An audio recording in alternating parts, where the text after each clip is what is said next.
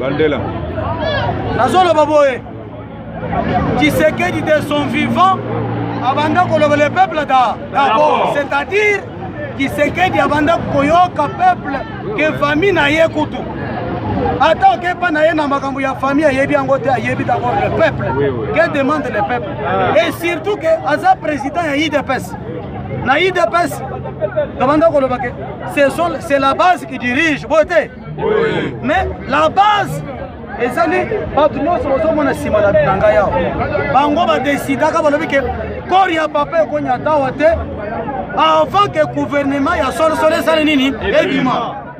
Mais Tomoni, journée à l'élo comme si Babandi Kosagana Nabiso, Naba Esprit Nabiso, Naba. Oyo bango ba uti ko sala comme ba déclaration famille ya Tshisekedi bayokani balobi ke mara munyon sesili comme ça et bembana le 11 bakunda ngo pe likambo ya kokamo na cimetière ya nini ya Gombe. Est-ce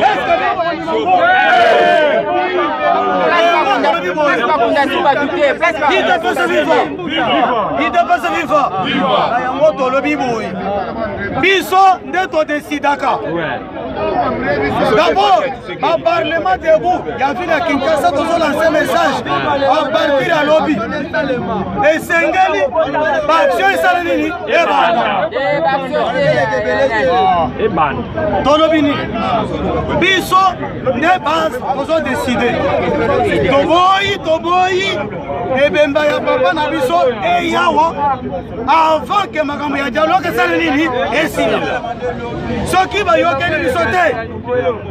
oui, voyez la bango moko basa responsable parce que tozo ekebisa famille na ye Tshisekedi po yeba na mokili mobimba ayebani yango parce que aza mutu ya nini ya IDPS Tshisekedi ayebani te parce que aza mutu ya famille ya monseigneur moko boye ou bien tantine moko boye ou bien mwana na ye moko boye te Tshisekedi soka yebani parce que aza mutu ya nini ya IDPS biso toza ba membre ya IDPS.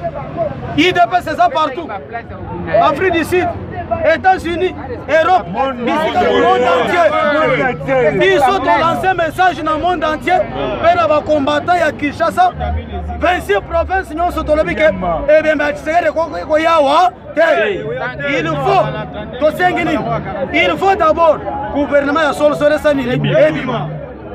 Gouvernement à Kobima. Et puis, il faut que